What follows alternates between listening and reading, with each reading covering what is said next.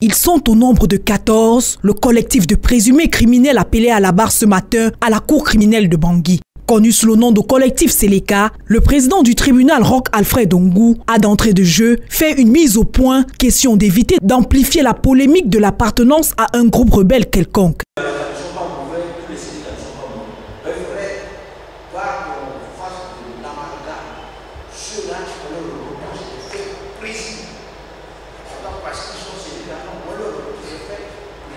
Association de malfaiteurs, atteinte à la sûreté intérieure de l'État, détention illégale d'armes de guerre, destruction d'édifices publics, rébellion sont entre autres les différents chefs d'accusation qui pèsent contre ces hors-la-loi.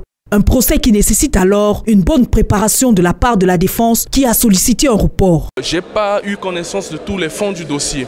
C'était hier que la Cour a eu la sagesse de mettre le dossier à ma disposition. Et il s'agit de 14 personnes, c'est-à-dire que le nombre des inculpés aujourd'hui, c'est 14. Donc le dossier est costaud, c'est pourquoi j'avais sollicité une remise pour me permettre d'analyser le dossier. Une décision qui ne trouve aucune objection du côté de la partie civile. Nous devons respecter le principe du contradictoire. Le principe du contradictoire voudrait que les parties qui viennent au procès puissent disposer de toutes les pièces qui sont dans le dossier et qu'ils puissent prendre connaissance de ces pièces avant de venir plaider à l'audience. Rappelons cependant que, ouverte depuis le 8 janvier dernier, la première session de la Cour criminelle de Bangui est loin de s'achever, car plusieurs autres procès restent en cours de jugement. Le rendez-vous pour cet autre procès est donc pris pour vendredi 16 février prochain.